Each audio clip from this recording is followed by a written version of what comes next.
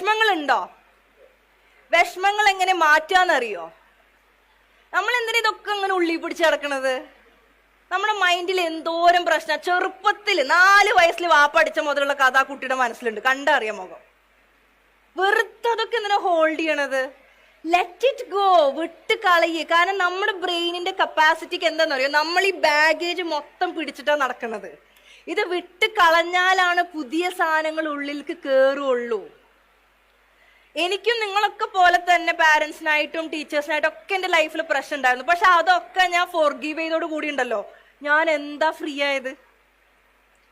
നമുക്ക് ഒരാളോട് ദേഷ്യം വെച്ചാൽ, ഗ്രഡ്ജ് വെച്ചാൽ, ആങ്കർ വെച്ചാൽ നമ്മൾ മാത്രമാണ് വേദനിക്കുന്നത്.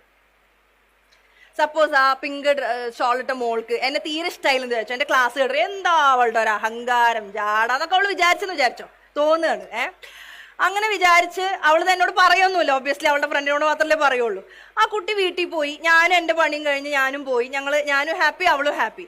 4 ദിവസം കഴിഞ്ഞ് അവൾ ഇൻസ്റ്റാഗ്രാം തുടങ്ങുമ്പോൾ ഹായ് ഗൈസ് എന്നിട്ട് ഞാൻ വരുമ്പോഴത്തേനും അവൾക്ക് വീണ്ടും ദേഷ്യം വന്ന്. എനിക്ക് അതുകൊണ്ട് വല്ല കുഴപ്പമുണ്ടോ? ജീവിതത്തിൽ നമ്മൾ മറ്റുള്ളവരോട് ദേഷ്യം വെച്ചാൽ, വിഷമം വെച്ചാൽ, നമുക്ക് രാഷ്ട്രീയത്തിലൊക്കെ ഭയങ്കര അഭിപ്രായം, ഡെയിലി ഇരുന്നിട്ട് അയാൾ തെറ്റാണ്, ഇത് ശരിയാണ്, ഇങ്ങനൊക്കെ പറഞ്ഞുകൊണ്ട് നമ്മുടെ ലൈഫിൽ എന്താ ഉണ്ടാവേണ്ടത്? നമ്മളുടെ നല്ല സമയം നമ്മൾ കളയുന്നു. നമുക്ക് ഒരാളെ കറക്റ്റ് ചെയ്യാം, ഒരാളോട് വിഷമം ഉണ്ടെങ്കിൽ അയാളെ നമുക്ക് കറക്റ്റ് ചെയ്യാം, അയാളോട് വേണം കറക്റ്റ് ചെയ്യാൻ, അപ്പുറത്തും ഇപ്പുറത്തും പോയിട്ടല്ല കറക്റ്റ് ചെയ്യേണ്ടത്.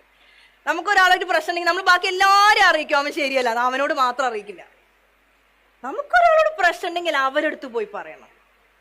That's how when you love yourself, നിങ്ങൾ നിങ്ങളെ സ്നേഹിക്കുമ്പോൾ നമുക്ക് മറ്റൊരാളായിട്ട് പ്രശ്നം ഉണ്ടാവില്ല. നിങ്ങളുടെ ഒക്കെ ഉള്ളിൽ നിങ്ങളുടെ ചുറ്റുള്ള ആൾക്കാർ മൊത്തം പ്രശ്നം തോന്നുന്നുണ്ടെങ്കിൽ നിങ്ങളുടെ ഉള്ളിൽ റിഫ്ലക്റ്റീവ് ആക്ഷനാ കാണുന്നത് മൊത്തം. എനിക്കിപ്പോ ഇത്ര മാനസികാവസ്ഥ ഞാൻ എല്ലാവരും ആക്സെപ്റ്റ് ചെയ്യാൻ തുടങ്ങി. അപ്പൊ എന്റെ ലൈഫ് ഭയങ്കര സിമ്പിളായി. ചീത്ത ആൾക്കാരുണ്ടാവും, പൊട്ട ആൾക്കാരുണ്ടാവും, നല്ല ആൾക്കാരുണ്ടാവും, ഉണ്ടായിക്കോട്ടെ.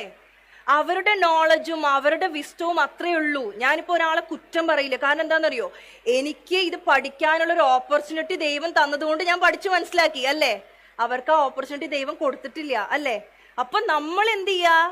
B grateful for the little things you have. നിങ്ങൾക്കുള്ള കുറച്ച് കാര്യങ്ങൾ നിങ്ങൾക്ക് ഗ്രേറ്റ്ഫുൾ ആയി കഴിഞ്ഞാൽ ദൈവം നമുക്ക് തന്നുകൊണ്ടേയിരിക്കും. That's how you become happy in life.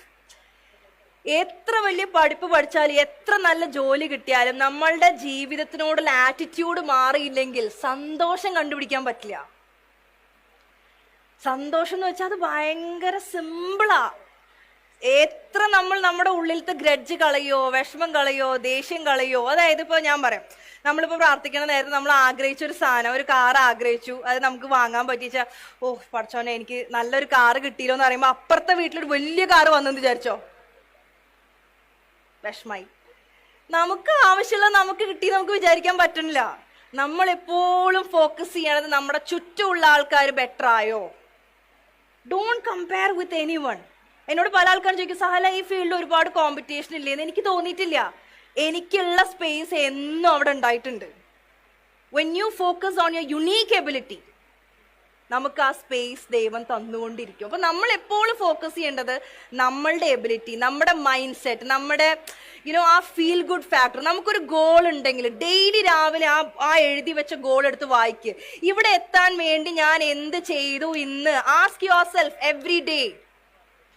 ആണോ പെണ്ണോ ഒരു വ്യത്യാസവും ഇല്ല. നമ്മുടെ എല്ലാവരുടെ പാരന്റ്സ് നമ്മൾ രക്ഷപ്പെടുന്ന പറഞ്ഞാൽ നമ്മളെ സഹായിക്കും. കൺവിൻസ് ചെയ്യ അവരെ, പറഞ്ഞു കൊടുക്ക്, അതെന്റെ ഗോള്, പാപ്പ അതെന്റെ ഗോള്, അച്ഛ ഇതെന്റെ ഗോള്, അമ്മ ഇതെന്റെ goal. They will be with us. After all, എല്ലാ പാരന്റ്സിനും അവരുടെ കുട്ടികൾ ഹാപ്പി ആയാൽ മതി, അല്ലേ? ഇതല്ലേ എല്ലാ പാരന്റ്സിന്റെ ആഗ്രഹം.